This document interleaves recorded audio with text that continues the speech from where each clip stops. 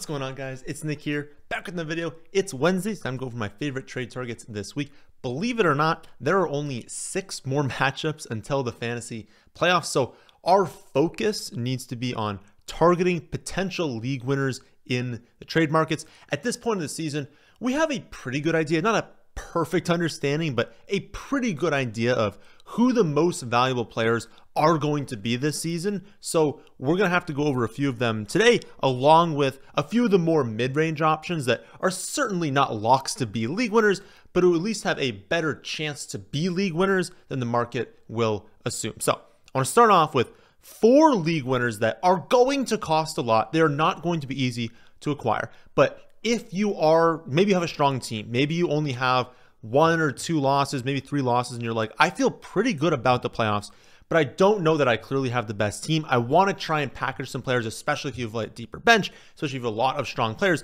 package some players together to try and level up at one of these positions. The 4 I'd go after this week are Saquon Barkley, Nico Collins, Tyreek Hill, and Mike Evans. Again, not the 4 most valuable players 1 through 4, but 4 extraordinarily valuable players, 4 players that I think are going to be on a ton of championship teams this season. So should be the ones, if you have the ability to, that you're going after.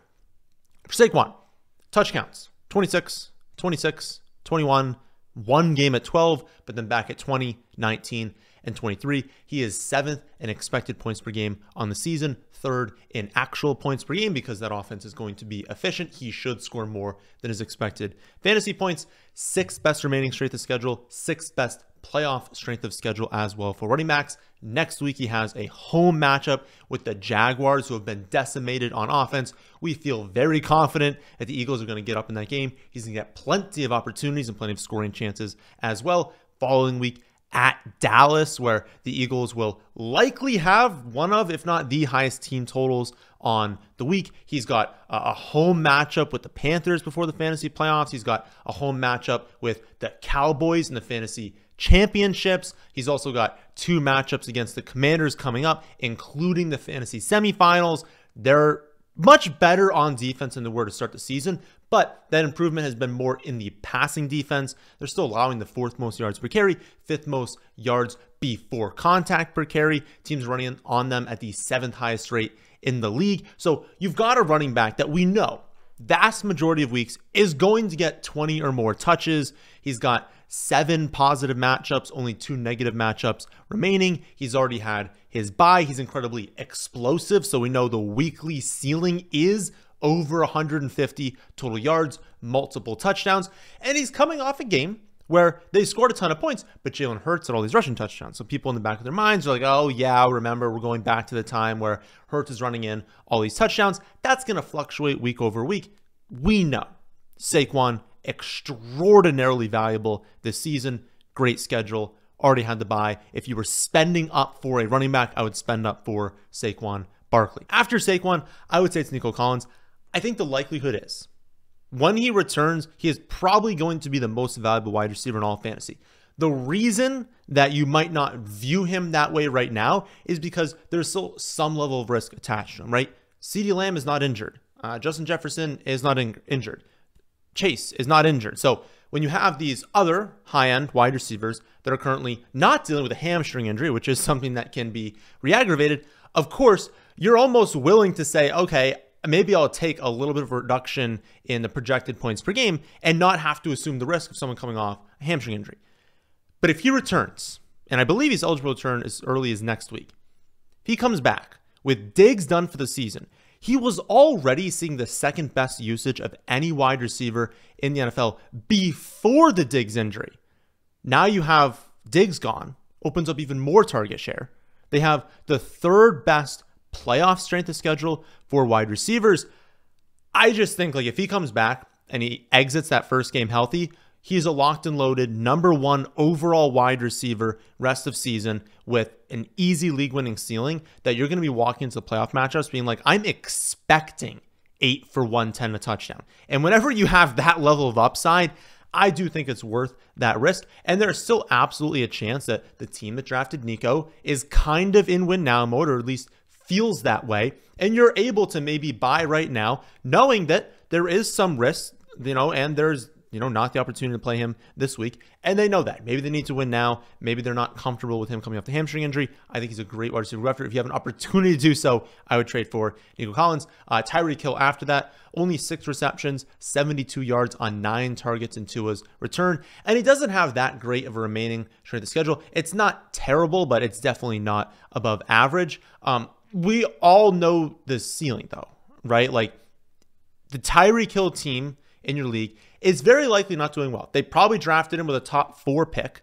He has not hit 75 receiving yards since week 1. He hasn't scored since week 1.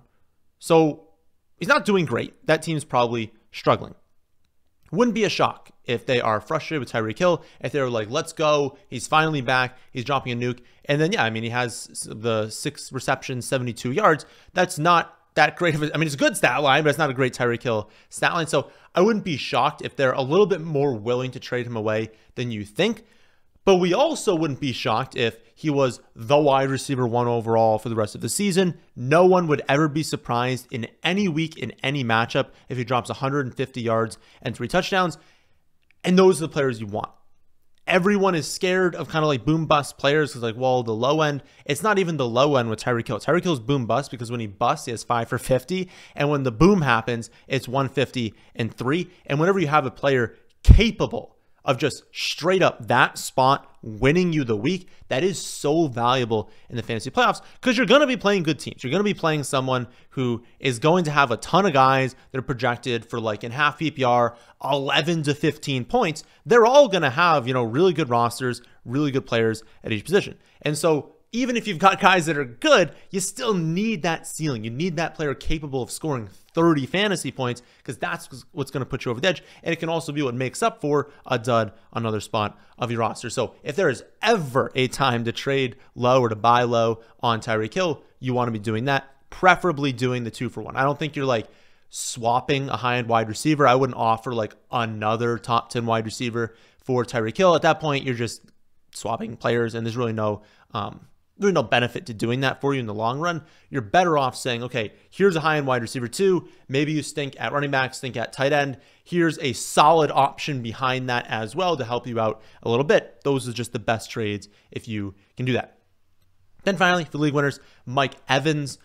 Baker's been awesome. Honestly, Baker has been incredible this season. The fact that he played as well as he did last week with no Evans and no Godwin, he's awesome. He's playing really, really well. Evans should return after the week 11 bye in week 12. From that point on, he is very likely to have top 3 wide receiver usage. He's got 2 matchups with the Panthers, including championship weekend. He gets at Dallas in the fantasy semifinals. So his playoff matchups are incredible. And even if they weren't, you look at this offense, he is going to get absolutely fed. It's him and Nico Collins are the 2 that it's I know they're coming off of injuries, but man, if they return and they stay healthy every single week, you're going to be looking at them expecting 100 and touchdown, and that has so much value. You have to be going after that if you can. So that's the top end. Cheaper options I'd look at are Jayden Reed, Evan Engram, Chris Olave, Xavier Worthy, and then all of the Colts wide receivers, but I want to specifically highlight A.D. Mitchell. So Jayden Reed, second best remaining strength of schedule for wide receivers, number 1 playoff strength of schedule. You also have Love getting hurt in the back of people's minds. You've got Reed only having 28, 10, and 55 receiving yards over the last 3 weeks. So an incredible time to buy low. Love probably only going to miss 1 week. Then they do go on bye in week 10. But we know this system is great. And Malik Willis, I was hesitant when he first took over because he was so bad on the Titans. But he fits into the system. They can run the system with probably any quarterback. They're not all going to be terrible in week 9. So you can still use them in week 9, go on by in week 10. And then from that point on, it's going to be wheels up for this Packers offense. So I just don't want people to think it's like the Tua situation, right? It's not that. Love, again, probably only going to miss this week. And then it's not going to be where you just can't play these guys this coming week. Love should be back after the week 10 bye. You can still play them in week 9. Evan Engram, he might very well be a league winner with Christian Kirk done for the season. it locks him into an absolutely massive target share. Last season, nearly 19 points per game and over a 25% target share in the games that Christian Kirk missed. You've got Brian Thomas Jr. and Gabe Davis also banged up. Like most tight ends, you look at them and they're like 90th percentile ceiling is like 5 for 70 touchdown. And you're absolutely stoked if that happens and you have them on your roster. Evan Engram at this point, he can drop 10 for 120 and 2. And especially with how bad this Jaguars defense is and how many injuries they have on offense, his floor every week is going to be exceptional. And you can never say that about tight ends. Among that like top 6 we always talk about, and I still think it's like a top 6 tight ends right now. We were buying low on David Njoku. You can't really do that anymore. I feel like people kind of understand at this point. He's had a few good games in a row. You can't really be buying Njoku at this point. Now, at this point, I think Evan Engram is among that top 6, which we want to be targeting. I think he's the one you got to be going after right now. Exceptional floor and ceiling rest of season. Chris Olave, honestly been a staple of this video this season, so I get it if you just don't want to trade for him. But 40%, over 40%, I think it's 40.6%, first read percentage in his first game without Shaheed.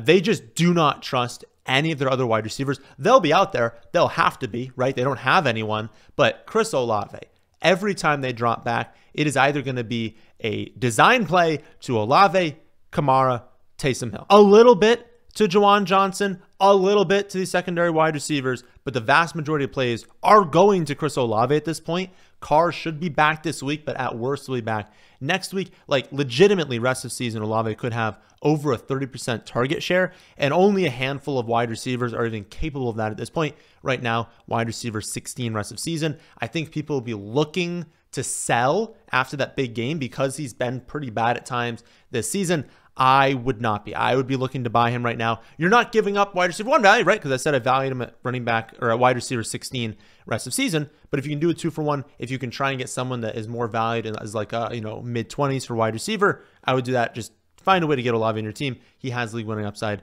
this season. Xavier Worthy, probably the riskiest name in today's video and probably the one I have the least confidence in, but also going to be one that's pretty easy to acquire. I don't think anyone's really holding tight on Xavier Worthy right now. He is 10th in expected points per game since week 5. I think Hopkins joining the team helps. We do know that Hopkins is the one that's going to be sliding into that Rashee Rice role. That's going to be a really valuable role on this team. And so Hopkins has plenty of value. Kelsey still has plenty of value. But Worthy, just like at this point of his career, maybe in the future, but right now, he can't really be like the featured weapon on the Chiefs offense. And they've kind of figured that out, being like, we can't give this kid like 12 targets a game. We can't center our offense around him. He's just not ready yet, right? That's asking a lot of someone, in week 9 of their rookie season to be featured on what is right now the best team in football, right? Asking too much. But when you slide Hopkins in there, when you have defenses focusing a little bit more on DeAndre Hopkins, focusing on Hopkins plus Kelsey at this point, it's going to open Worthy up a little bit more. It's going to relax the coverage on him, and it's going to allow him to operate a little bit more in a deep threat role, a little bit more in a big play role, and not so much in you need to line up and win, because that's kind of what they had to have him do when they had so many injuries, right? That was not the plan going into the season. It's what they've had to do with the injuries, but now put Hopkins in that role, have, Hopkins and Kelsey being more of the primary focus. I think it's just going to open things a little bit more up. Plus just the development, right? In the second half of wide receivers, rookie season, that's when we tend to see the breakouts. That's when we tend to see them develop into better players. I think that can all happen on a player that nobody is going to ask a super high price tag on. I think you could package 2 decent bench options for him. I have him right now as a wide receiver 42 rest of season. So again, I'm not saying he's going to be some incredible wide receiver 240 every week, but I think it's in his range of outcomes that every week you are starting him from week 12, 13 on. And when we get into the fantasy playoffs, I think he could be someone that you're throwing to the flex spot every week being like, let's go. Like I've got so much upside with this spot. Right now, that's not totally the case. I think he can develop into that. And I think if you buy him right now, his price tag is probably not going to drop all that much. So he feels like a safe player to go after, just risky in the sense that you might not actually use him, right? A lot of the players we've talked about so far, and really all the players talked about so far, you're just jamming them into your starting lineup, right? The risk here is that you do this trade and you can never really start him. But I guess really how much risk is that? Because it's not like you're offering a wide receiver 2 for him. Last up, Colts wide receivers. seems like Flacco's going to start the rest of the season. I don't totally buy it in the sense that if they are out of contention, then they won't go with Flacco. They'll go back to Anthony Richardson because you want to at least attempt to develop him. There'd be no point. If you were like, let's say, out of the playoffs, right? You're not starting Flacco. There's literally no reason. Every play is a complete waste at that point. But I think as long as Flacco does half decent, which at this point, we have to take the L on AR passing wise. He took a huge step back in passing, which is very unexpected, but a huge step back in passing this season. I think as long as Flacco is half decent, he's going to be starting for most of the rest of the season. So right now, your focus has to be, how do I view this team with Flacco as a quarterback? The Colts averaged 16.2 catchable targets per game under Anthony Richardson. That is last in the league by a mile. We've all seen it, right? We've seen the games, you throw on the box score and you're like, how on earth is he 3 of 16 right now? Like, he's just chucking the ball downfield every play. Now, to be fair, there were actually a lot of drops by these Colts wide receivers last week. 3 drop touchdowns, plus downs getting tackled inside the 1 yard line, not counting for a touchdown. So some of this is on Colts wide receivers, but in terms of catchable targets, 16.2 per week is pathetically low. Again, last in the league by a mile. You flip on over to Flacco. It jumps to 31 catchable targets per game. That is the most in the league. So if you view these Colts wide receivers, they're going from a league worst situation to a league best situation. Literally could not be any more of an upgrade.